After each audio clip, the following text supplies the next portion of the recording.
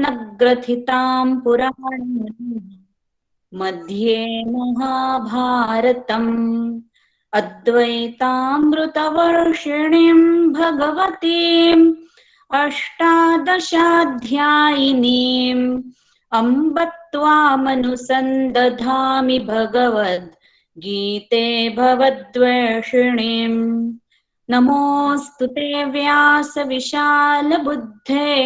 फुल्लारविन्दायतपत्रनेत्र येन त्वया भारततैलपूर्णः प्रज्वालितो ज्ञानमयः प्रदीपः प्रपन्नपारिजाताय तोत्रवेत्रैकपाणये ज्ञानमुद्राय कृष्णाय गीतामृतदुहे नमः। वसुदेवसुतं देवं कंसचाणूरमर्दनम् देवकी परमानन्दं कृष्णं वन्दे जगद्गुरुम् भीष्मद्रोणतटा जयद्रथजला गान्धारनीलोत्पला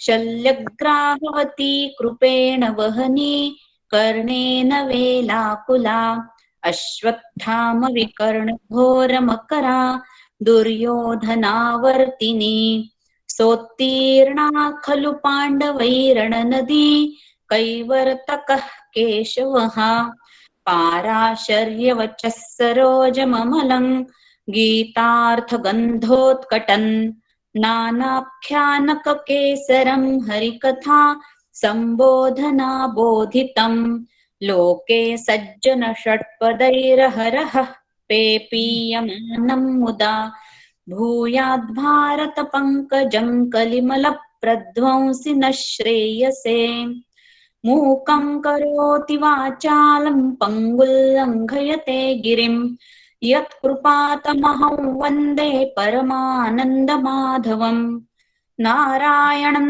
नमस्कृत्य नरं चैव नरोत्तमम् देवीं सरस्वतीं व्यासं ततो जयमुदीरयेत्। ॐ श्री परमात्मने नमः। अथ त्रयोदशोऽध्यायः।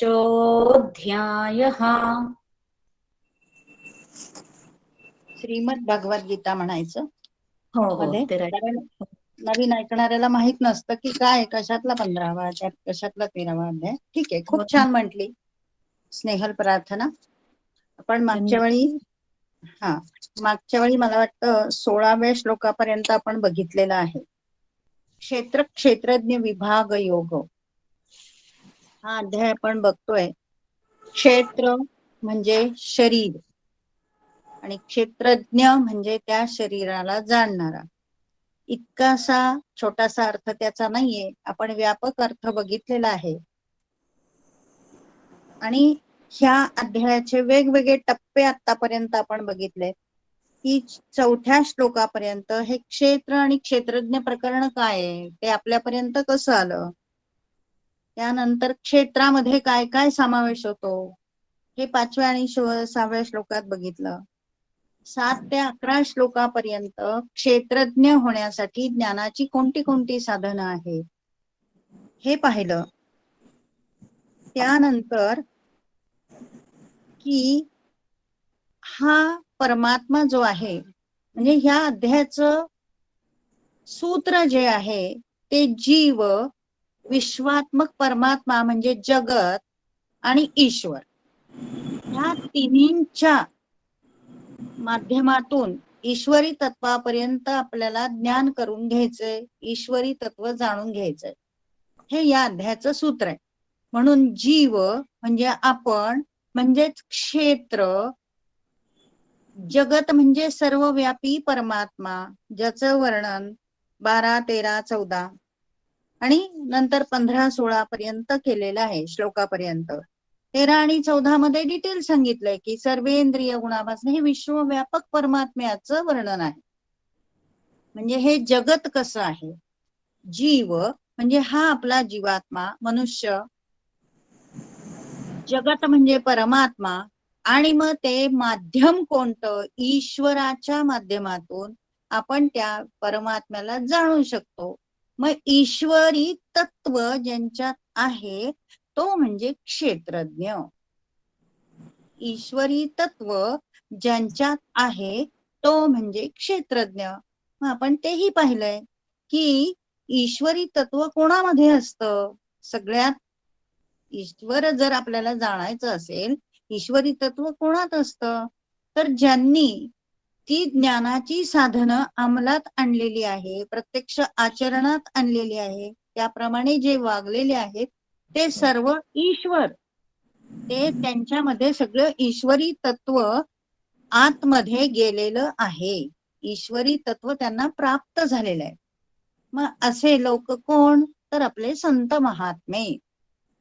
या संतांनी जे काही आपल्याला आदर्श घालून दिले स्वतःच्या वर्तणुकीतून, ते म्हणजे स्वतः ईश्वर समान झालेले आहेत.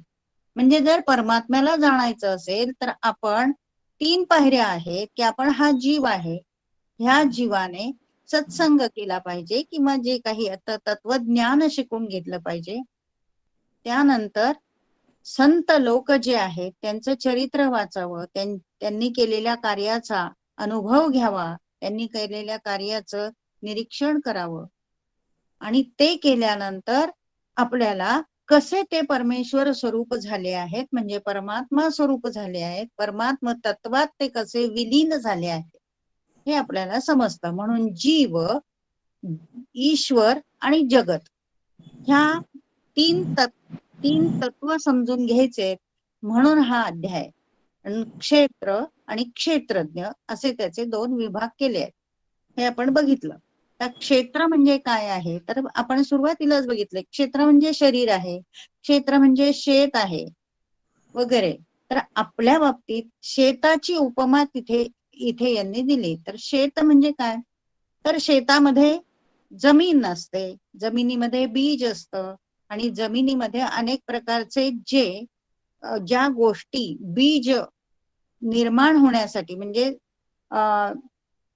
चांगलं बीज निर्माण होण्यासाठी ज्या गोष्टी अनावश्यक आहेत, ज्या गोष्टी ते बीज सुदृढ होऊन मोठं होण्यासाठी ज्या गोष्टी अपायकारक आहे त्या काढून टाकणं, हे शेत नांगरताना वगैरे जे करत असतात ते म्हणजे शेत म्हणजे आपलं शरीर हे समजायचं.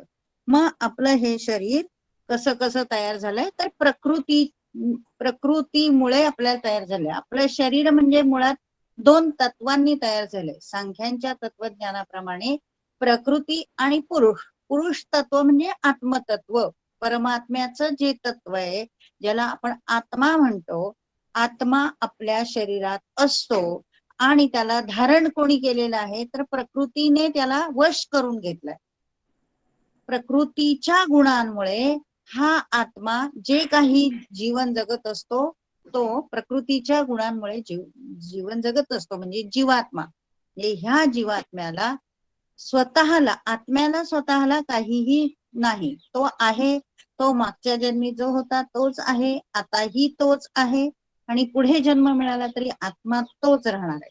बदलत काय राहणार आहे, तर शरीर आणि शरीराचे जे काही या जन्मी जी आपण साठवणूक केली आहे त्याप्रमाणे पुढचा जन्म मिळणार, त्याप्रमाणे आपले सगळे संस्कार होणार, त्याप्रमाणे आपली वर्तणूक होणार, हे मुख्य इथे सांगायचंय. तर हा परमात्मा कसा आहे ह्याचं वर्णन 15 आणि 16व्या श्लोकात केलंय. कसा आहे तो बहिरही आहे, म्हणजे बाहेरही आहे आतही आहे. बाहेरही आहे आतही आहे, बरोबर आहे. परमात्म्याचा आपण अंश आहे, म्हणजे तो परमात्मा बाहेर आहे, वरती आहे. जो सर्व सत्ताधीश आहे त्यांनी आपल्याला निर्माण केलंय. आत आहे म्हणजे त्यांनी जीव निर्माण केला, त्याच्या आत आहे. जीवात्मा म्हणून तो आलेला आहे. त्याला उदाहरण द्यायचं म्हणजे बर्फाचं, की बर्फाचा खडा आपण पाहिल्यानंतर काय असतं, बाहेरूनही पाणीच आहे, आतूनही पाणीच आहे, सगळं पाणीच आहे.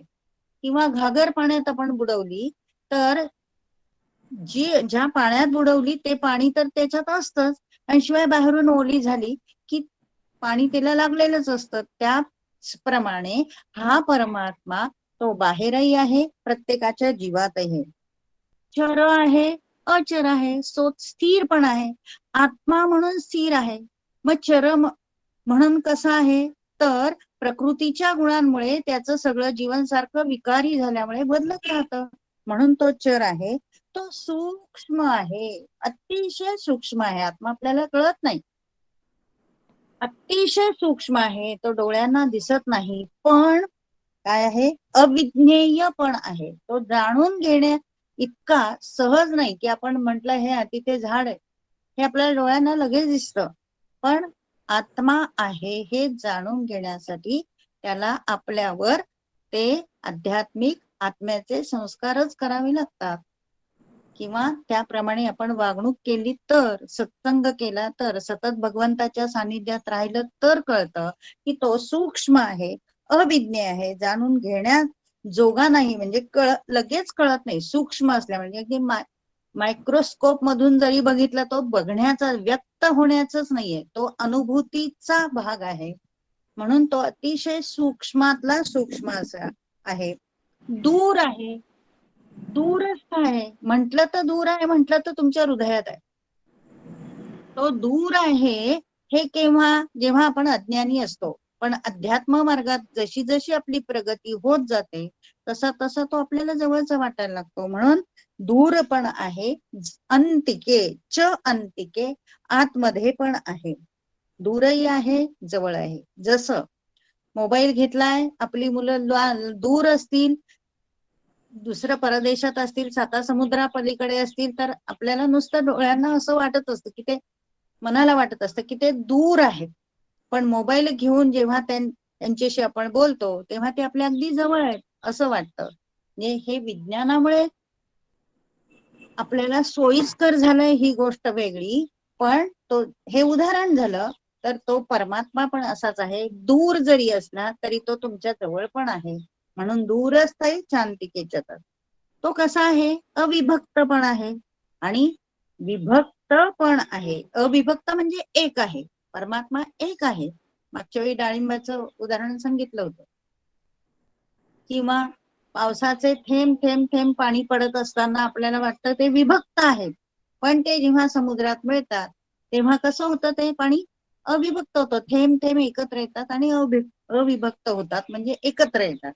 मग परमात्मा, परमेश्वर हा पण तसाच आहे, परब्रह्म तसंच आहे.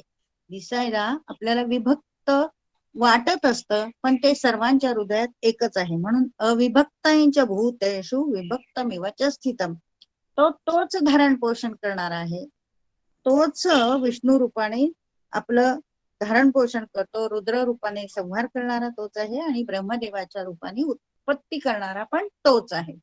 पण ह्या तिन्हांच्याही पलीकडचा तो परमात्मा परब्रह्म आहे. इथेपर्यंत आपण पाहिलं. आज आपण आता 17वा श्लोक शिकूयात. ज्योतिषामपि तज्ज्योति तमसः परमुच्यते, ज्ञानै ज्ञेयै ज्ञानगम्यं हृदि सर्वस्य विष्ठितम्. ज्योतिषामपि तज्ज्योति, इथे तुम्हाला 10व्या अध्यायातला एका श्लोकाची तुम्हाला आठवण करून देते. 10व्या अध्यायामधला 10वा श्लोक आहे. तेषां सततयुक्तानां भजतां प्रीतिपूर्वकं ददामि बुद्धियोगं ते येन माम उपयांती ते. म्हणजे जर भगवंताचं आपण सतत भजन कीर्तन नामस्मरण केलं, सतत भगवंताच्या सानिध्यात राहिलं, आणि कसं प्रीतिपूर्वकम, प्रेमाने, सतत भगवंताशी प्रेमाने आपण त्याची भक्ती केली, अनुसंधान ठेवलं, तर मी त्याला बुद्धियोग देतो. म्हणजेच कुठला योग देतो, बुद्धियोगाला दुसरं नाव आहे ज्ञानयोग. आणि ज्ञानयोग म्हणजे आत्मज्ञान होण्याचा योग. आत्मज्ञान होणं म्हणजे तरी काय, तर जो परमात्मा, विश्वव्यापक परमात्मा जो प्रत्येकाच्या हृदयात आहे, तो तुमच्याही हृदयात आहे, तुमच्यामध्येही आहे, त्याचं स्वतःला ज्ञान होणं म्हणजेच ज्ञानयोग. स्वतःच्या स्वतःला त्याची प्रचिती, अनुभूती, प्रत्यक्ष साक्षात्कार होणं वगैरे ज्या गोष्टी आहेत त्याला ज्ञानयोग असं म्हणायचं. आणि तो ज्ञानयोग मी देतो केव्हा, प्रीतिपूर्वक भजायचं, भगवंताला प्रीतिपूर्वक, आणि सतत सतत युक्त राहिलं पाहिजे, त्याच्याशी सतत जोडले गेले पाहिजे, त्याच्याशिवाय आपल्या मनामध्ये दुसरा विषयच नको. आणि नंतर 11व्या श्लोकामध्ये 10व्या अध्यायातल्या असं सांगितलंय, तेषाम एव अनुकंपार्थम, अहमत ज्ञानजन तमहा, मी त्याच्यावर काय करतो, कृपा करतो. जो सतत मला भजतो आणि मी त्याच्यावर मग कृपा करतो आणि त्याचं अज्ञान तमाहा, त्याचं अज्ञान घालवतो. नाशयामी आत्मभाव असतो ज्ञानदीपेन भास्वता. अर्थातच अंधकार घालवायचा असेल तर प्रकाश पाहिजे कुठेतरी. प्रकाशाची ज्योत असल्याशिवाय अंधार नाहीसा होतच नाही.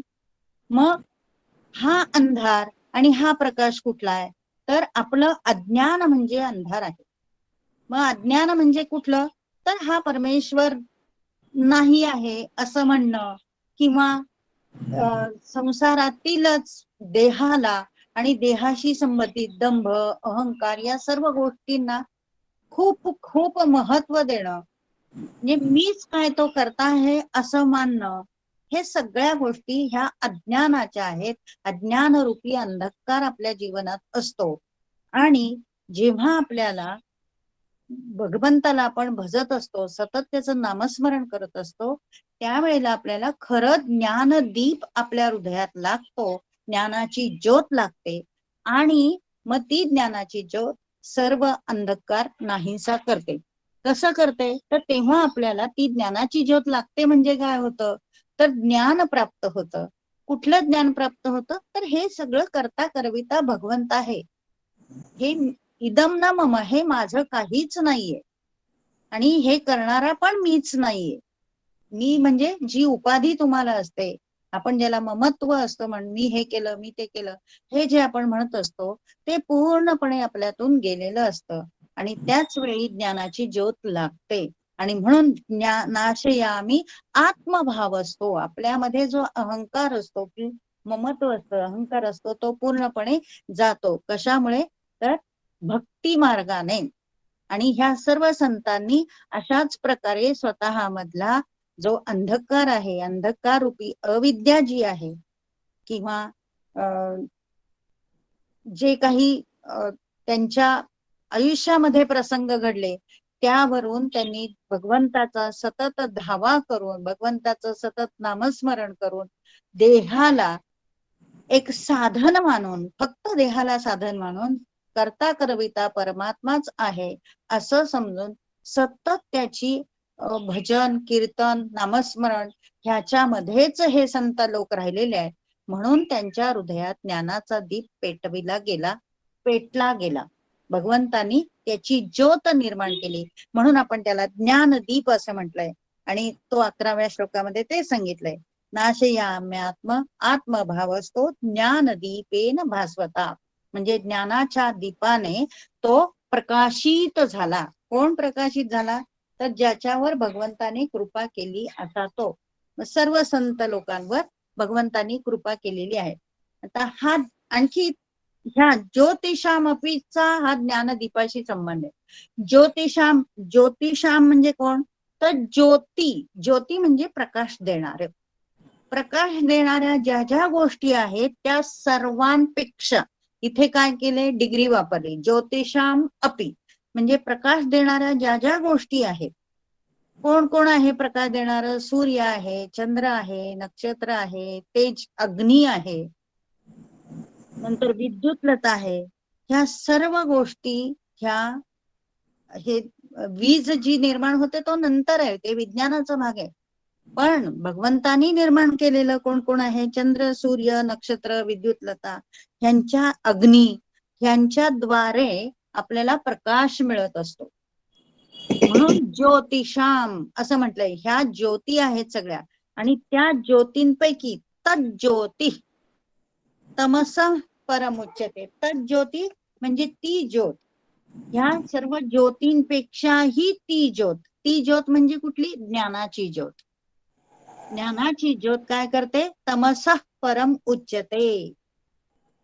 तर ती तमस म्हणजे मायारूपी जो अंधकार आपल्या जीवनात असतो, त्याला ती प्रकाशित करते, तो घालवतो. अंधकार ती ज्योत घालवते.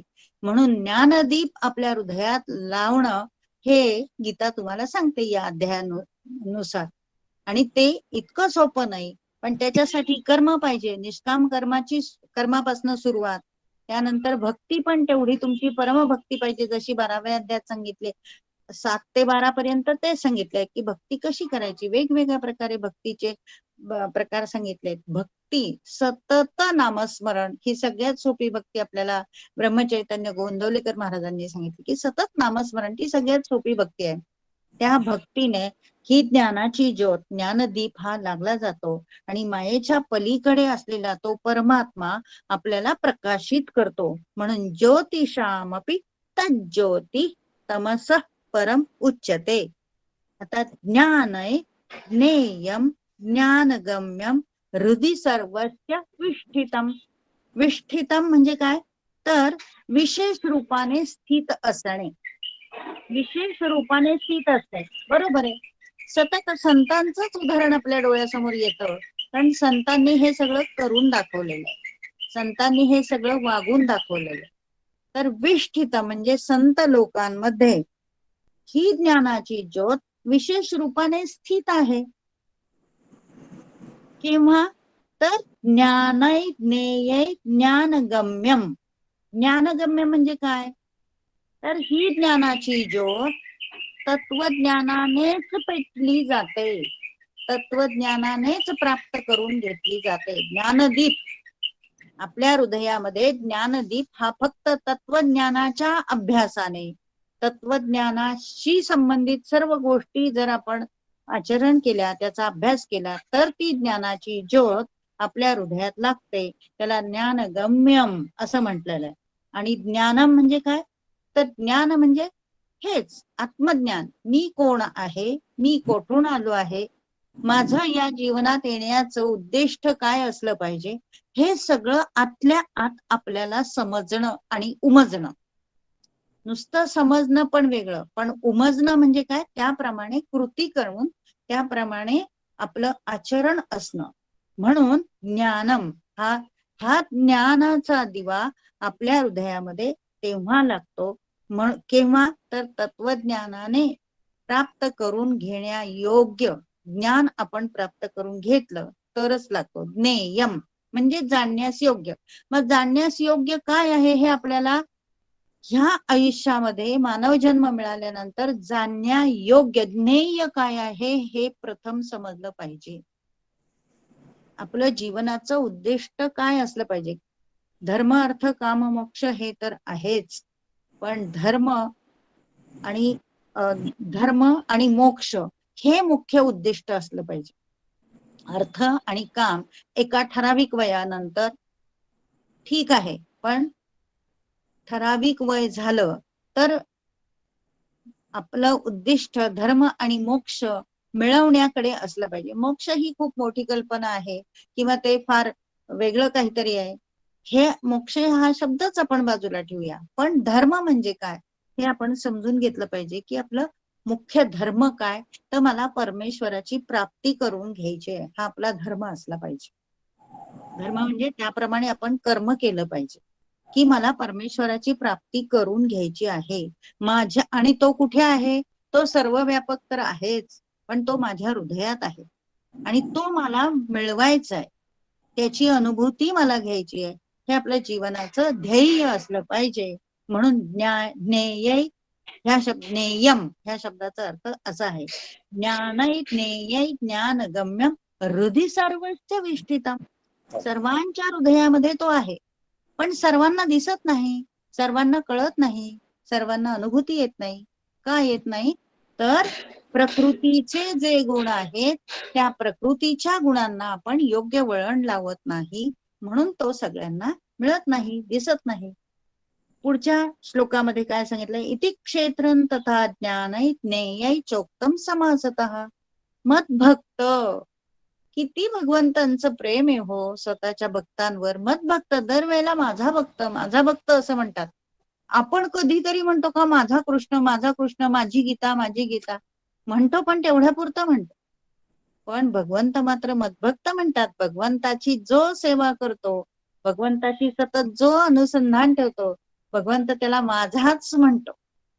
आपण माझ्या वस्तू आहे, माझं घर आहे, माझं दार आहे, माझं अमुक आहे, माझं तमुक आहे असं म्हणत असतो. माझं माझं माझं सर्व भौतिक गोष्टींवर सत्ता आपण गाजवत असतो. पण ज्या अभौतिक गोष्टी आहेत, म्हणजे काय, परमेश्वराचं जे अस्तित्व आहे त्यावर आपल्याला सत्ता गाजवता आली पाहिजे. सत्ता गाजवता म्हणजे ते प्राप्त करून घेता आलं पाहिजे. हे पुढच्या श्लोकात सांगितलंय की इति क्षेत्रम, अशा प्रकारे. इति म्हणजे हे आतापर्यंत जे काही सांगितलं क्षेत्राचं सगळं. इति क्षेत्रम तथा ज्ञानम, तथा म्हणजे आणि, ज्ञानम ज्ञेय चोक्तम समासतः. समासतः म्हणजे थोडक्यात सांगितलं मी. अशा प्रकारे क्षेत्र तसेच ज्ञान आणि जाणण्याजोगं जे परमात्म्याचं स्वरूप आहे हे मी आता थोडक्यात सांगितलं. माझा भक्त मदभक्त एतद विज्ञाय, मदभक्त म्हणजे माझा भक्त, एतद म्हणजे अशा प्रकारे, हे तत्वतः जाणून घेतलं. माझ्या भक्ताने हे जर तत्वतः संक्षेपाने मी हे ज्याला सांगितलंय आणि ते जर जाणून घेतलं तर तो सुद्धा माझ्यासारखाच होऊन जाईल, माझ्या स्वरूपाला प्राप्त होतो, असं भगवंतांनी खात्रीशीर सांगितलं. का बरं खात्रीशीर सांगितलं हे आपण कशावरून ठरवायचं? हो, कारण हे संतांनी तसंच वागलंय म्हणून ते कसे झाले, त्यांच्या स्वरूपाला प्राप्त झाले, भगवंताच्या स्वरूप. म्हणून तर आपण वारीची पालखी किती आता बघतोय, ठिकठिकाणी वारी चालली आहे. तुकाराम महाराज, लोक असंख्य लाखो लोक त्याचं दर्शन घेत आहेत. का बरं? कारण ह्या संत लोकांनी तसं वागून दाखवलेलं आहे, भगवंता स्वरूप वागून दाखवले म्हणून ते भगवंत स्वरूपच झाले. त्यांना आपण भगवंत मानतोय. संत तुकाराम महाराज, संत ज्ञानेश्वर महाराज, संत निवृत्ती महाराज, जे जे कोण हे संत मोठे, ज्यांच्या ज्यांच्या पालख्या आता पंढरपूरला चालले आहेत, छोटे छोटे असो मोठे असो, पण त्यांनी हे असं वागून दाखवलंय. म्हणून मदभक्त असं म्हटलंय. एतत् विज्ञाय, अशा प्रकारे हे तत्वतः जाणलंय त्यांनी आणि म्हणून माझ्या भावाला, माझ्या स्वरूपाला प्राप्त झाले, ते प्राप्त होतो असं भगवंतांनी सांगितलंय, खात्री दिलीये. फळ काय आहे ते सांगितलंय की तुम्ही माझी भक्ती करा, अत्यंत प्रेमाने मला भजा, सतत माझं नामस्मरण करा, मग मी तुम्हाला नक्की प्राप्त होईल. माझ्या स्वरूपासारखेच तुम्ही होऊन जाल. मी जसा आहे तसा तुम्ही होते. ब्रह्मचैतन्य गोंदवलेकर महाराज, उगाच का तिथे एवढी गर्दी असते आणि प्रत्येकाच्या मुखामध्ये नाव आहे? भगवंत स्वरूप झाले आहे ते. म्हणून भगवंताची प्राप्ती ही अशा प्रकारे होत असते. पुढचा श्लोक म्हणूया, सांगते. प्रकृतीम पुरुषैचैव विद्धि अनादि उभावपि विकारांश्च गुणांश्चैव. स्नेहलता कोण आहे? त्यांनी हे बंद करा, माईक बंद करा. प्रकृतीम पुरुषैचैव विद्धि अनादि उभावपि विकारांश्च गुणांश्चैव विद्धि प्रकृती संभवान. प्रकृती आणि पुरुष हे ह्यालाच नाव क्षेत्र आणि क्षेत्रज्ञ दिलंय ना. पुरुष म्हणजे काय? आत्मा. आत्मा म्हणजे जीवात्मा, आणि जीवात्मा जो ज्ञानी आत्मा आहे त्याला इथे पुरुष म्हटलेलं आहे. प्रकृती आणि पुरुष ह्यांची सिद्धता कशी आहे? तर प्रकृती आणि पुरुष विद्धि अनादि उभावपी. उभावपी म्हणजे काय? उभव असा शब्द आहे खरा. उभव म्हणजे दोघे. कोण? प्रकृती आणि पुरुष. त्यातला पुरुष हा तर अनादीच आहे, आहेच आहे. पण पुरुषाबरोबर प्रकृतीची निर्मिती झालेली आहे, जी आपण सुरुवातीला डिटेल मध्ये पाहिलेली आहे. प्रकृती म्हणजे काय? तर 3 गुण, सत्व रज तम, नंतर पंचमहाभूत. हे आपण डिटेल पाहिलंय. 12.5% 12.5% हे प्रत्येकामध्ये आहे तत्व. पृथ्वी आप तेज वायू आकाश ही 5ही तत्व. पंचमहाभूत म्हणजे प्रकृती म्हणजे अष्टधा प्रकृती, त्यामध्ये परा आणि अपरा, 7व्या अध्यायातले हे शब्द आहेत की परा आणि अपरा. आणि प्रकृती म्हणजे आत्मा. ह्या दोन्हींमुळे हे दोघेही कसे आहेत? अनादि आहेत. म्हणजे तू आज आहेस, अर्जुनाला भगवंत सांगतायत, तू आज आहे किंवा मी सुद्धा अवतार घेऊन आलेला आहे. माझ्याही आधीचे हे 2 तत्व आहेत, अनादि आहेत. विद्धी अनादि उभावपी, ते अनादि आहे असं तू जाण. कारण प्रकृती विकारांश गुणांशैव विद्धी प्रकृती संभवान. प्रकृतीच्या गुणांमुळे विकार आणि गुण, विकार म्हणजे काय माहिती आपल्याला? प्रकृतीचे विकार सत्व रज तम हे विकारच आहेत. शिवाय गुण काय आहेत? प्रकृतीचे गुण काय आहेत? तर गुण विभाग आणि कर्म विभाग, पंचमहाभूत, नंतर त्यांचे विषय, त्यांचं कार्य वगैरे हे जे काही आहे कर्म विभाग आणि गुण विभाग, म्हणजे ज्ञानेंद्रिये आणि कर्मेंद्रिये हे सगळे कोणामध्ये येतात? गुणांमध्ये येतात. प्रकृतीचे गुण आहेत हे. आणि विकार आहे कसं? तर प्रकृतीमुळे जन्म मृत्यू हे विकार आहेत, जरा व्याधी हे विकार आहेत. हे बदल कोणामुळे होत असतात? प्रकृतीमुळे होत असतात. पण हे बदल होत असताना कोण असतं तिथे स्थिर राहिलेलं? कोण असतं? तर आत्मा, पुरुष, जीवात्मा हा स्थिर राहिलेला असतो. बदल कोण घडवून आणतं? तर प्रकृतीच्या गुणांमुळे देहामध्ये बदल घडत असतात. आपल्या देहात असलेला हा जीवात्मा हा मागच्या जन्मीचा तोच आहे, आताही तोच आहे आणि पुढे जन्म मिळाल्यावर आत्मा तोच राहणार. बदलणार कोण आहे? शरीर बदलणार. जन्म कोणाला आहे? देहाला आहे. मृत्यू कोणाला आहे? देहाला आहे. विकार, जरा आणि व्याधी, दुःख सुख हे विकार कोणाला आहे? तर शरीराला विकार आहे. म्हणून प्रकृती पुरुषैचैव विद्धी अनादि उभावपी विकारांश गुणांश्चैव विद्धी प्रकृती संभवान. विकार आणि गुण, मग तिथे गुण विभाग आणि कर्म विभाग हे कोणामुळे निर्माण झालेले आहेत? प्रकृतीमुळे निर्माण झालेले आहेत. तर हे प्रकृतीचं कार्यच आहे. काय? इंद्रिय, मन, बुद्धी, पंचमहाभूतांच्या प्रमाणे शब्द स्पर्श रस रूप गंध हे विषयांचं ज्ञान, हे सगळं प्रकृतीच्या कार्यामध्ये मोडतं. म्हणून प्रकृती संभवान, प्रकृतीपासून ते उत्पन्न झालेले. आपल्याला बदल हा दिसतो आपल्यात काय, दुसऱ्यात काय, किंवा सृष्टीमध्ये जो बदल दिसतो तो प्रकृतीच्या विकारांमुळे बदल दिसतो. इतके दिवस काय होतं? उन्हाळा होता, आता कोण आलाय? पावसाळा आलाय. हा बदल कोणामध्ये झालाय? प्रकृतीचा विकार आहे, प्रकृतीमध्ये बदल झालेला आहे. आत्मा तोच राहिलेला आहे. हे एकदा आपल्याला समजायला पाहिजे की बदल हा सगळा जीवन हे प्रकृतीच्या गुणांमुळे अवलंबून असतं. आत्मा तोच असतो. राग द्वेषादी विकार सुद्धा प्रकृतीमुळेच असतात. त्रिगुणात्मक प्रकृती असल्यामुळे सर्व बदल जे होतात ते प्रकृतीपासून उत्पन्न झालेले आहेत, हे तो निश्चितपणे समज. मग आपल्याला सुधरवायचं झालं तर कोणाला सुधरवायचंय? प्रकृतीला सुधरवलं पाहिजे. आत्मा तोच आहे, निर्मळ आहे, तो निर्लेप आहे, निर्मळ आहे, निर्विकारी आहे, अलिप्त आहे. पण प्रकृतीने त्याला वेढून टाकल्यामुळे तो लिप्त झालाय प्रकृतीच्या गुणांमध्ये. तो आपल्याला निर्दोष करायचा आहे. हे कशासाठी सांगितलंय? तर आत्मा म्हणजेच परमात्मा. आपल्याला भगवंत शोधायचा आहे, भगवंताची जाणीव करून घ्यायची आहे. भगवंत आपल्या हृदयात आहे, तो आपल्याला समजून घ्यायचा आहे, त्याची अनुभूती घ्यायची. त्याच्यासाठी प्रकृतीमुळे जी काही सगळी गडबड झालेली आहे किंवा प्रकृतीमुळे जे काही सगळं दूषित झालेलं आहे आत्मा, त्याच्यामध्ये सुधारणा करायची आहे. आणि त्याच्यासाठी सांगितलंय पुढचा श्लोक, कार्यकरण कर्तृत्वे हेतु प्रकृती उच्यते. पुरुष सुख दुःखानां भोक्तृत्वे हेतु उच्यते. हेतु उच्यते, प्रकृती ही उच्यते. अशी कोण आहे? ही प्रकृती म्हणजेच 3 गुण. हे लक्षात ठेवायचं. कार्य आणि करण ह्या शब्दांचे अर्थ बघूया आपण. तर कार्य म्हणजे काय? तर शरीर. कोणाचं कार्य करतं शरीर? तर ते आत्म्याचं कार्य शरीर करतं.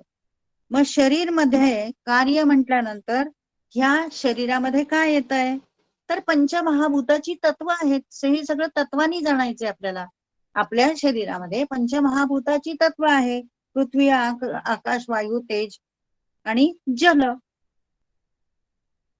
हे 5 तत्व, पंचमहाभूताचे हे 5 तत्व आणि आपल्या इंद्रियांना जाणीव करून देणारे इंद्रियांचे विषय, शब्द, स्पर्श, रस, रूप, गंध, हे विषय, ह्यांना काय म्हटलेलं आहे? कार्य म्हटलेलं आहे. यांना कार्य असं नाव आहे. म्हणजे पंचमहाभूताची 5 तत्व आणि त्यांचे विषय यांना कार्य असं म्हटलंय. आणि मग करण कोण? करण म्हणजे साधन असतं. साधन कोण आहे? तर साधन म्हणजे आपली बुद्धी आहे. अहंकार म्हणजे मी म्हणून अमुक अमुक केलं, मी अमुक अमुक करतो, हे आयडेंटिफिकेशन जे असतं आपलं, तो अहंकार, मन आणि 5 ज्ञानेंद्रिये आणि 5 कर्मेंद्रिये हे कशामध्ये येतात? करणमध्ये येतात. आणि कार्यामध्ये कोण येतं?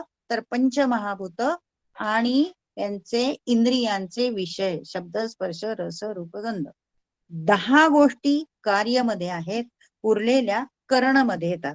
म्हणून का बरं हे सांगितलंय? कारण प्रकृती ह्यांनी वेष्टिलेली आहे. प्रकृतीचे जे गुण आहेत ते संपूर्ण ह्यांच्यामुळे आलेले आहेत. पंचमहाभूते विषय ह्यांच्यामुळे प्रकृती घडलेली आहे. प्रकृती कशी? ते उदाहरणच द्यायचं झालं तर एखादी बिल्डिंग घडली आहे, ती कशी घडली आहे? तर त्याच्यात विटा आहे, सिमेंट आहे, नंतर लोखंड आहे, पाणी आहे, आणखी काय काय मटेरियल त्याच्यात घातलं असेल पक्क होण्यासाठी, किंवा आता आपण त्याला हे म्हणतो की वॉटर प्रूफिंग साठी आणखी काय घातलंय. हे सगळं ज्या गोष्टी इमारत घडताना ज्या गोष्टींची आवश्यकता आहे ते म्हणजे सगळं काय आहे? कार्य आणि करण. त्याच्याशिवाय स्ट्रक्चर उभाच राहू शकत नाही. म्हणजे आपलं शरीर हे एक प्रकारचं स्ट्रक्चर आहे आणि ते स्ट्रक्चर उभं करण्यासाठी ही पंचमहाभूत आणि त्यांचे विषय हे कार्य आहे. आणि त्यासाठी लागणारे साधन कोणते आहेत? तर मन आहे, बुद्धी, अहंकार आणि 5 ज्ञानेंद्रिये आणि 5 कर्मेंद्रिये ह्यांना करण असं म्हटलंय. हेतुः प्रकृतीही उच्यते. जे कार्य आणि करण यांच्या उत्पत्तीचं कारण काय? हेतुः प्रकृती उच्यते. प्रकृती असं म्हटलं गेलं आहे. थोडक्यात म्हणजे प्रकृती म्हटलं की हे सगळे गुण आलेच. प्रकृती म्हटलं की हे सगळं आलंच. पंचमहाभूत आहे, इंद्रिय आहेत, त्यांचे विषय आहेत, 5 ज्ञानेंद्रिय, 5 कर्मेंद्रिय आणि त्यांचे विषय हे प्रकृतीमध्ये येतातच. जे आपण सुरुवातीलाच बघितलंय ते क्षेत्रामध्ये. आणि मग हा जो आत्मा आहे तो त्याला चिकटलेलाच असतो. कारण तो बाहेरही आहे, तो आताही आहे. प्रकृती त्याला वेढून घेते, आकर्षून घेते. आकर्षून घेतल्यामुळे ह्या जीवात्म्याला सुख आणि दुःख भोगावे लागतात. पुरुष सुख दुःखाना भोक्तृत्वे हेतुः उच्यते. म्हणून हा जीवात्मा जरी स्वतः प्युअर असला, जरी अविकारी असला, जरी निर्लेप असला, अप्रमेय असला, तरी प्रकृतीशी संयोग झाल्यामुळे त्याला सुख आणि दुःख भोगायला भाग पडतात. जीवात्म्याला प्रकृती त्याला सुख आणि दुःख भोगायला लावते. म्हणून पुरुष सुख दुःखाना भोक्तृत्वे हेतुः उच्यते. सुख आणि दुःख भोगण्याला कारणीभूत कोण असतं? तर ही प्रकृती असते. आणि हे टाळूच शकत नाही, कारण ह्या दोन्हींमुळेच हा संसार उभा राहिलेला आहे. पुरुष आणि प्रकृती ह्या 2 तत्वामुळे ह्या जगाची उभारणी झाली आहे. ह्या 2 तत्वामुळेच सृष्टी निर्माण झालेली आहे. म्हणून ते टाळू शकत नाही. पण सुख आणि दुःख भोगण्याला कारणीभूत कोण असतं? तर प्रकृती असते. मूळ आत्मा कसा असतो? निर्लेप असतो, अविकारी असतो. त्याला काहीही कुठल्याही गोष्टीची बाधा येत नाही, पण प्रकृतीत तो अडकतो, म्हणून त्याला भोगावं लागतं. आता पुढचा श्लोक बघूया. पुरुष प्रकृतिस्थो हि भुंक्ते प्रकृतिजान गुणान कारणं गुणसंगोस्य सत असत योनी जन्मसु. प्रकृतीत राहिलेला पुरुष, आत्ताच आपण बघितलं, प्रकृतीत राहिलेला पुरुष म्हणजे कोण? जीवात्मा. प्रकृतीच्या सभोवतालीच त्याला राहावं लागतं. उदाहरणार्थ एक झाड आहे, त्याच्या भोवती आळं केलेलं आहे, तर त्या झाडाला त्या आळ्यामधल्या आजूबाजूच्या ज्या गोष्टी आहेत आणि जी माती आहे, पाणी, खत, त्याच्या संगतीनेच वाढावं लागतं. ते झाड एकटं वाढूच शकत नाही, त्याला ही संगत हवीच, मातीची संगत हवीच, पाण्याची संगत हवीच. ते बाजूला जे कुंपण केलंय तेही हवंच, कारण बाहेरचे प्राणी, हिंस्र प्राणी येतील आणि ते उपटून टाकतील.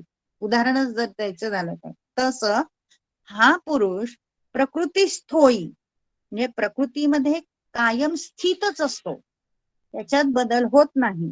पण प्रकृतीच्या गुणांमुळे, प्रकृती जान गुणान, जान म्हणजे ज्या म्हणजे निर्माण झालेले, प्रकृतीच्या गुणांमुळे निर्माण झालेल्या प्रकृतीचे जे गुण आहेत त्याच्यामुळे हा जो जीवात्मा आहे तो काय भोगत असतो? त्रिगुणात्मक पदार्थांचे जे गुण आहेत, सत्व रज तम, त्याच्याशी संबंधित असलेले सगळे गुण जे काही आहेत, मन बुद्धी चित्त अहंकार, हे सगळं प्रकृतीमध्ये येतं.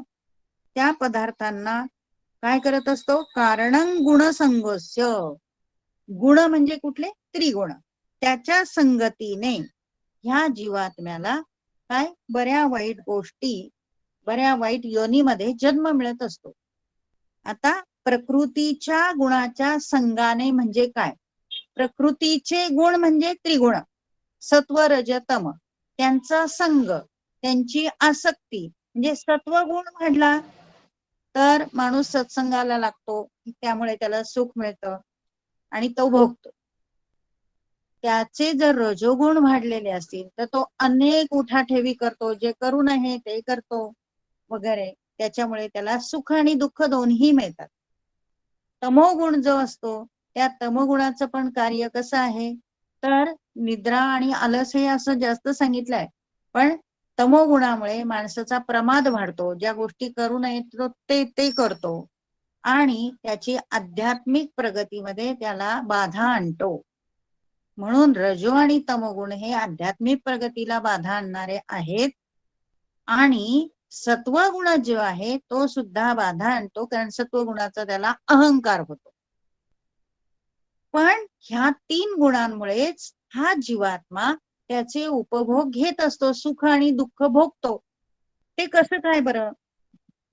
तर प्रकृती म्हणजे आपलं शरीर, म्हणजे आपण स्वतः, ज्याला मी अमुक अमुक आहे असं म्हणतो, मी अमुक अमुक होतो, मी लहानपणी अशी होते, मी आता अशी आहे. तर ही बाल्यावस्था, कौमार्यावस्था, तारुण्य, प्रौढावस्था, वृद्धावस्था किंवा स्थूलपणा किंवा कृशपणा शरीराचा, मी अगदी लग्नाच्या अगदी बारीक होते, आता अगदी जाड झाले, हे सगळं जे काही आहे, किंवा मी लहानपणी खूप सुंदर होते, लहानपणी मी अतिशय इनोसंट होते, लहानपणी मी खोडकर होते, हे सगळं जे काही आपण वर्णन करत असतो, हे सगळे कोणाचे गुण आहे? ते देहाचे गुण. गीता तुम्हाला वारंवार सांगते, तुम्ही देहाच्या पलीकडे जा, देहाच्या पलीकडे आत्म्याची भाषा आहे, ती आत्म्याची भाषा समजून घ्या. ती आत्म्याची भाषा तुम्ही प्रकाशित करण्याचा, ज्योतिषामपि तज्ज्योतिष, तिथे आणखी एका पुस्तकात ह्या ज्योतिषा म्हणजे ज्योती ज्या आहेत त्या वेगळ्या प्रकारे सांगितल्यात, संदर्भ आला की मी त्याचा पण उल्लेख करते. तर कृशपणा किंवा हे जे प्रौढावस्था, आपल्या ज्या स्थित्यंतर होत असतं लहानपणापासून ते म्हातारपर्यंत, हे स्थित्यंतर देहाचं होत असतं. मग अंधत्व, मांद्यत्व, बधिरत्व येतं किंवा म्हातारपण जे येतं, हे सगळं म्हातारपणी जे आपले अवयव थकतात, हे सगळे इंद्रियांचे गुण आहेत. तर म्हातारपणी डोळ्यांना दिसत नाही किंवा चालता येत नाही, पायांमध्ये ताकद नाही वगैरे, हे कोणाचे गुण आहेत? हे सगळे इंद्रियांचे गुण आहेत. नंतर भूक आणि तहान लागणं, हे प्राणांचे गुण आहेत. शिवाय सद्गुण आणि दुर्गुण, काम क्रोध मद मोह मत्सर, राग, द्वेष, कपटीपणा वगैरे हे मनाचे गुणधर्म आहे. बघा हे कशासाठी सांगतोय आपण, ह्या सगळ्यांना आपल्याला शुद्ध करत जायचंय, तर आपल्याला ती आतला ज्योतीचा प्रकाश दिसणार आहे. तज्ज्योती तमसः परमुच्यते, तर दिसणार आहे. म्हणून हे काम, क्रोध, मद, मोह, मत्सर, लोभ, असूया, कपटीपणा हे मनाचे गुणधर्म आहेत. कर्तृत्व आणि भोक्तृत्व, मी हे केलं, मी इतकं उपभोगलंय वगैरे, हे सगळं कोणाचं आहे, तर हे सगळं बुद्धी सांगत असते आपल्याला. मी बाई खूप उपभोगलं, मी बाई असं केलं, हे सगळं बुद्धी सांगत असते. हे बुद्धीचे गुण आहे. नंतर स्थूल सूक्ष्म असणं, स्थूल देह, कारण देह, सूक्ष्म देह हे देहाचे गुणधर्म आहे. आणि मग त्यानुसार हा देह सुख आणि दुःख इत्यादी प्रत्ययांचे अनुभव सतत घेत असतो. मग इथे भगवंताचं नामस्मरण कुठे आलं, भगवंताशी अनुसंधान जोडणं कुठे आलं. म्हणून आपण सुख आणि दुःख उपभोगतो. आणि जसं आपण भगवंताच्या सानिध्यात राहतो, जसं जसं भगवंताच्या सानिध्यात जास्तीत जास्त राहतो, त्याप्रमाणे सत आणि असत योनिषु, योनी जन्मसु, त्याप्रमाणे आपल्याला सत आणि असत योनी म्हणजे काय, तर सत योनी केव्हा मिळते, तर मनुष्य जन्म मिळण्यासाठी हे आपण देव, ऋषी, ब्राह्मण हा जन्म मिळणं म्हणजे सत योनी. पशु, पक्षी, कीटक ह्यांचा जन्म मिळणं म्हणजे असत योनी. तर ती कोणामुळे मिळते, तर आपल्या जन्मोजन्मीच्या कर्मामुळे मिळते. आपले जन्मोजन्मीचे कर्म हे आपल्याला असे शुद्ध करत जायचे. आणि त्याच्यासाठी शुद्धीकरण कसं, हे आता सांगितल्या त्या अवस्था सगळ्या आपल्या मन, बुद्धी, नंतर इंद्रिय, ह्या सगळ्यांना आपण प्रकाशित कसं करणार आहोत, तर ज्योतिषा मनामधून आपण कुठली ज्योत गेली पाहिजे आपल्या मनामध्ये, तर भगवंताशी आपण सतत अनुसंधान मनाने ठेवलं, तर ती ज्योत, तो प्रकाश आपल्या हृदयात जाऊन आपल्या हृदयात ती ज्ञानाची ज्योत पेटेल. कानांनी आपण सतत भगवंताचंच नामस्मरण ऐकलं, भगवंताच्या लीला ऐकल्या, तर ती ज्योत आणखी प्रज्वलित होईल. स्पर्श, भगवंताशी सतत स्पर्श करत राहिलं, भगवंताच्या मूर्तीशी स्पर्श करत राहिलं, भगवंताच्या चरणाशी आपण सतत स्पर्श करत राहिलं, तर त्यामुळे आपली त्वचा आहे ही पण प्रकाशित होईल. ती कशी, नीलपीत वगैरे हे जे आपल्याला ज्ञान होत असतं त्वचेचं, त्यामुळे प्रकाशित होते. भगवंत तसा तसा आपल्याला सुंदर दिसायला लागेल. जिभेने आपण भगवंताचं सतत गुणगान गायलं, तर आपल्याला भगवंत आणखी कसा दिसेल. जिभेने गुणगान गायलं तर भगवंताचं सगळं रूप जे आहे ते आपल्याला त्याप्रमाणे दिसणार. कानाने आपण भगवंताच्या लीला ऐकत राहिल्या, तर भगवंत आपल्याला आतमध्ये प्रवेश करेल, कानातून आपल्या हृदयात प्रवेश करेल. अशा ह्या अंतर्ज्योती ज्या शब्द, स्पर्श, रस, रूप, गंध यांच्या माध्यमातून अंतर्ज्योती ज्या आहेत त्या अशा प्रकारे आपल्याला प्रकाशित करतील. म्हणून सतत भगवंताचं अनुसंधान करणं हे अतिशय गरज आहे. आणि अनुसंधान केलं की त्याप्रमाणे सत आणि असत योनीमध्ये तुम्हाला जन्म मिळतो. तर हे मागे पण मी तुम्हाला सांगितलं होतं आणि लिहिलेलं आहे कुठेतरी, मला वाटतं साधक संजीवनीमध्ये वगैरे आहे, की तुमच्या ज्या अशा आकांक्षा, इच्छा राहिलेल्या असतात त्याप्रमाणे तुम्हाला सत आणि असत योनी मिळते. जर तुमची खूप धनाची इच्छा असेल तर तुम्ही घरामध्ये सर्प होऊन येता. तुमची घराची इच्छा राहिली असेल तर तुम्ही उंदीर होऊन येता. असं वेगवेगळ्या इच्छा आपल्या जन्मामध्ये ज्या अपुऱ्या राहिलेल्या असतात त्याप्रमाणे आपल्याला पुढचा जन्म मिळतो, असं वेगवेगळ्या पुस्तकांमध्ये वर्णन केलेलं आहे. मग आपण इच्छाच न ठेवता फक्त माझी इच्छा भगवंताची भेट झाली पाहिजे अशी इच्छा ठेवून जर आपण देह सोडला तर आपण भगवंत स्वरूपच होणार की नाही, किंवा भगवंताचं कार्य करण्यासाठीच आपल्याला पुढचा जन्म मिळेल. हे मुख्य इथे त्यांना सांगायचंय. पुरुष प्रकृतीस्थो ही भूमते प्रकृतीच्या गुणान कारण गुण संगोच्या सत असत योनिषु जन्मसु उपद्रष्टानुमंता. आता भगवंताचं वैशिष्ट्य सांगितलंय. भगवंत कसा आहे, उपद्रष्टा न अनुमंता, आणि तो भगवंत कुठला आहे माहितीये? तुमच्या हृदयात असलेला भगवंत. तो काय करतो? उपद्रष्टानुमंताच भर्ता भोक्ता महेश्वर परमात्मेति चाप्युक्तो देहेस्मिन् पुरुषः परः. तो भगवंत, तो परमात्मा, तो बाहेर आहे तसा आत आहे. मगाशी मी बर्फाचं उदाहरण सांगितलं, घागरीचं उदाहरण सांगितलं की घागरीच्या आतही पाणी आहे आणि बाहेरूनही पाणी लागलेलं आहे. ती कुठून बुडवून घेतली? समुद्रातून किंवा पाण्यातून, जिथे पाण्याचा साठा आहे तिथून. तसा तो परमात्मा आहे आणि तसेच आपण सुद्धा त्याचे अंश आहोत. उपद्रष्टा, तो आपल्या हृदयातला परमात्मा आपल्याकडे कसा बघत असतो? तर उपद्रष्टा असा बघत असतो, म्हणजे हित भावनेने आपल्याला बघत असतो की आपण काय करतो आहोत, आपण नेमकी त्याची सेवा करतोय का काय करतोय. जसं मी मागे सीसीटीव्हीचं उदाहरण तुम्हाला सांगितलं होतं. सीसीटीव्ही काय करतो? फक्त तुमच्या ऍक्टिव्हिटी, तुम्ही जे काही करता ते टिपून घेतो, ते लगेच तिथे कॅप्चर करतो, त्याचे फोटो लगेच तिथे दिसतात की हे असं असं करत होतं. तसा तो भगवंत, आपल्याच हृदयातला भगवंत आपली प्रत्येक कृती ही बघत असतो. आणि कशी बघत असतो? तर न्यूट्रल पद्धतीने बघत असतो. उपद्रष्टा त्याला म्हणायचं.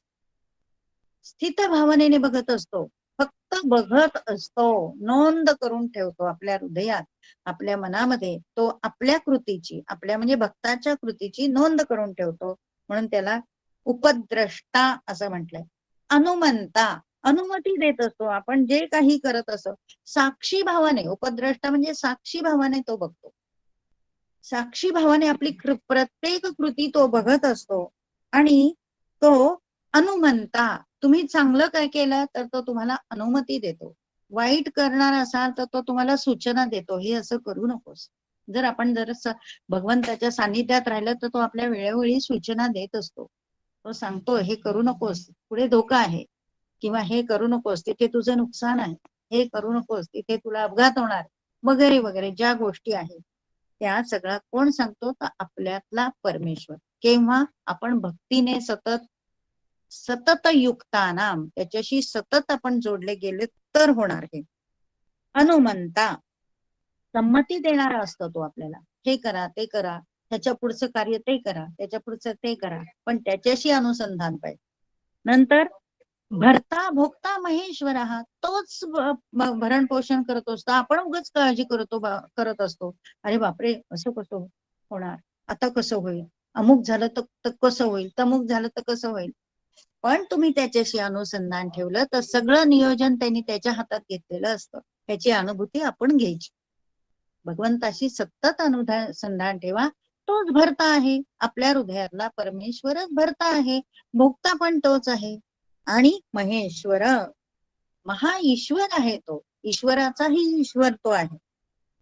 आणि आता पुन्हा इथे क्षेत्रज्ञ आला. हा क्षेत्रज्ञांनी हे सगळं जाणलेलं असतं, संतांनी हे सगळं जाणलेलं असतं, म्हणूनच ते नादी लागलेले असतात आपल्या भाषेत, म्हणूनच ते भगवंताच्या नादी लागलेले असतात, म्हणूनच ते सतत भगवंताचं नामस्मरण करत असतात, भगवंताची भक्ती करत असतात. भरता भोक्ता महेश्वर हा परमात्मेति च अपि युक्तो देहेस्मिन् पुरुषः परः. परमात्मा हा इतर कुठेही नसून, इथे हे स्पष्ट करायचंय की परमात्मा हा इतरत्र कुठेही नसून देहे अस्मिन, तर तुमच्याच देहात आहे. आणि कसा आहे? अपियुक्त, युक्त तुम्ही जेव्हा व्हाल, परमेश्वराच्या अनुसंधान ठेवून तुम्ही सतत त्याच्याशी जोडले जेव्हा जाल, तेव्हाच तो तुम्हाला तुमच्यात आहे, अस्मिन देहे आहे, या देहात आहे, ह्याची प्रचिती येईल, अनुभूती येईल, कळेल आणि वळेल. म्हणून उपद्रष्टानुमंताच भरता भोक्ता भरता भोक्ता महेश्वर परमात्मेति चाप्युक्तो देहेस्मिन् पुरुषः परः. तर परमात्मा आणि आत्मा, जीवात्मा आणि परमात्मा हे एकच आहे. मग आता आपली त्रिसूत्री आली की नाही, जीव, जगत आणि ईश्वर. तुम्ही ईश्वराच्या माध्यमातून त्या जगदीश्वराला आता तुम्ही जाणलेला आहे, कारण हा ज्ञानयोग इथपासून सुरू झालेला आहे. या अध्यायापासून तुम्ही आता ज्ञानी झालेले आहात, ज्ञानाच्या साधनांचा तुम्ही वापर केलेला आहे, ज्ञानाचा साधनांचा वापर केल्यामुळे तो परमात्मा कोण आहे, तो कुठे बसलेला आहे, कसं वागलं की त्याची प्राप्ती होते हे आपल्याला समजतं. पुढचा श्लोक आहे, य एवं वेत्ति पुरुषं प्रकृतींच गुणैः सह सर्वथा वर्तमानोपि न स भूयोभिजायते. अशा प्रकारे य एवं, य म्हणजे यहा, यहा म्हणजे जो पुरुष, जो मनुष्य, एवं म्हणजे हे सगळं जाणतो, हे सगळं जाणतो. वेत्ती म्हणजे जाणतो. काय जाणतो? प्रकृती आणि पुरुष, प्रकृती आणि पुरुष यांच्या गुणांमुळे हे सगळं घडतंय. हे जी व्यक्ती जाणते ती व्यक्ती सर्वथा वर्तमानोपि न स भूयः अभिजायते. सर्वथा वर्तमानः अपि म्हणजे सर्वथा म्हणजे सर्व प्रकारांनी, वर्तमान म्हणजे आपलं कर्तव्य करत असताना त्या भगवंताचं अनुसंधान ठेवून प्रत्येक कर्म करतो आणि मग अशा प्रकारे तो परमेश्वराला तत्वतः जाणतो आणि पुन्हा जन्माला येत नाही, म्हणजेच मोक्ष मिळतो त्याला.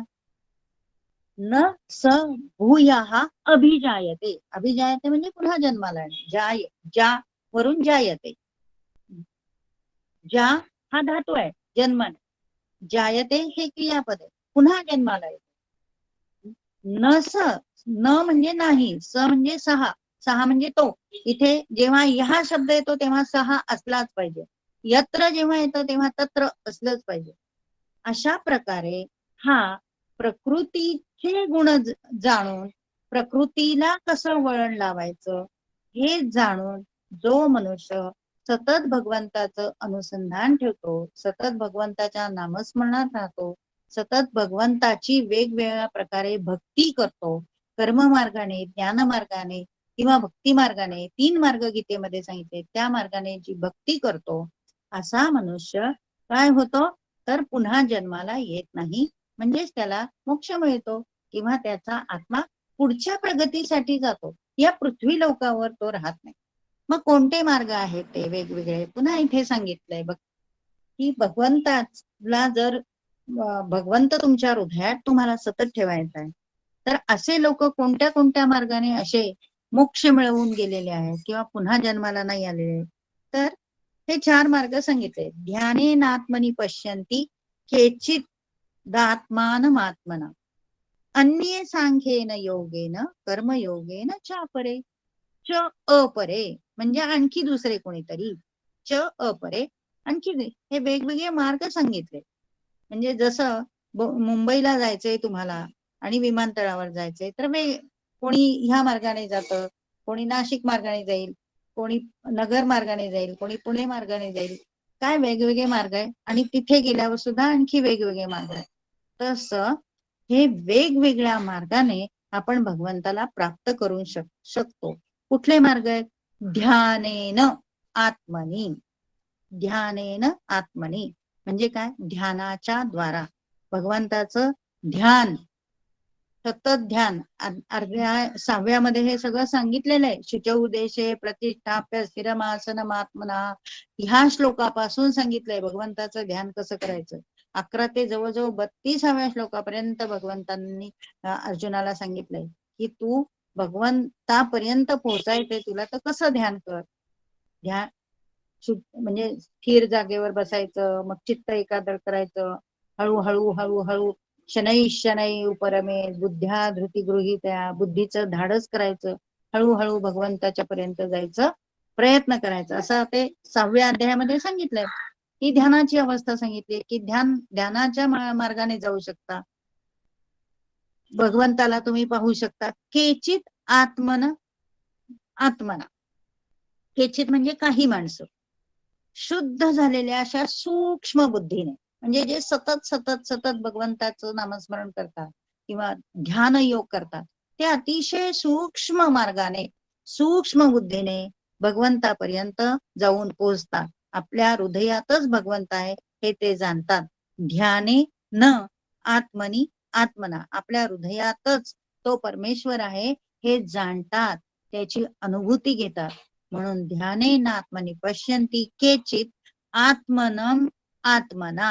आत्मनम आत्मना म्हणजे परमात्म्याला, आपल्याच हृदयात असलेल्या परमात्म्याला पाहतात. कशाच्या द्वारे? तर सूक्ष्म बुद्धीने. आणखी एक मार्ग कुठला आहे? अन्ये सांख्येन योगेन कर्मयोगेन चापरे. दुसरं सांख्येन योगेन म्हणजे ज्ञानयोगी जे असतात, ज्याचं वर्णन दुसऱ्या अध्यायामध्ये दिलेलं आहे. आणि हे पण केलेलं आहे, स्थितप्रज्ञेची लक्षणं ही सगळी सांख्ययोगाचीच लक्षणं आहे. दुसऱ्या अध्यायामध्ये आत्म्याची लक्षणं सांगितलेलीच आहेत 11 ते 30 श्लोकापर्यंत. पण ज्या स्थितप्रज्ञानी कसं वागलं पाहिजे किंवा स्थितप्रज्ञ कसा असतो, हा जो अर्जुनाने प्रश्न विचारलाय, ते सगळी लक्षणं किंवा ते सगळं जे आचरण आहे स्थितप्रज्ञाचं आचरण, ते सांख्ययोगाचंच आचरण आहे. म्हणून अन्ये सांख्येन योगेन कर्मयोगेन चापरे. काही लोक कर्मयोगाद्वारा काय करतात? तर भगवंताला पाहतात. आता कर्मयोगाद्वारे भगवंताला पाहायचं म्हणजे निष्काम कर्मयोग. प्रत्येक कर्मामध्ये परमेश्वरासाठी मी हे कर्म करतो आहे किंवा समष्टीसाठी कर्म करणं. निष्काम कर्मयोग म्हणजे काय? समष्टीसाठी, स्वार्थी बुद्धीने स्वतःसाठी कुठलंच कर्म न करणं, हा कर्मयोग इथे भगवद्गीतेमध्ये जिथे जिथे कर्मयोग शब्द वापरलाय तिथे निष्काम कर्मयोग हे आपण लक्षातच घ्यायचं की निष्काम कर्मयोगाद्वारे काही लोक काय करतात? भगवंताची प्राप्ती करून घेतात. त्याचं उदाहरण म्हणजे निष्काम कर्मयोग म्हणजे समाजातील जे वंचित घटक आहे त्यांच्यासाठी कार्य करणं किंवा जिथे आवश्यकता आहे आपल्या मदतीची, जिथे आर्थिक दृष्ट्या, शारीरिक दृष्ट्या, कष्टाने, मानसिक दृष्ट्या, विचारांनी, आपल्या बुद्धीची जिथे जिथे गरज आहे वंचित घटकांना, तिथे तिथे आपण काम करणं, तिथे ते कार्य करणं, हा कर्मयोग आहे. अशा कर्मयोगाद्वारे असं कर्म करत असताना आपल्याला त्या व्यक्तीमध्ये, त्या वस्तूमध्ये, जिथे आपण ज्या समाजामध्ये जातो तिथे आपल्याला भगवंत दिसतो प्रत्येकामध्ये. अशा वेगवेगळ्या प्रकारे आपण ध्यानेन आत्मनि पश्यन्ति केचिदात्मानमात्मना अन्ये सांख्येन योगेन कर्मयोगेन चापरे. 4 मार्ग सांगितले: ध्यान मार्ग, ज्ञान मार्ग, कर्म मार्ग आणि भक्ती मार्ग. अशा 4ही प्रकारे तुम्ही भगवंताला प्राप्त करून घेऊ शकता. अशा प्रकारे 24व्या श्लोकापर्यंत आज आपण आलेलो आहोत. उरलेले श्लोक पुढच्या पिरियडला बघूया. जे काही मी आज तुम्हाला सांगितलंय ते सद्गुरूंनी माझ्याकडून बोलून घेतलं. जे काही उणिवा राहिल्या असतील त्या या देहामुळे राहिलेल्या आहेत, त्या देहाचा अभ्यास नसल्यामुळे राहिलेल्या आहेत, असं समजून तुम्ही माझे 2 शब्द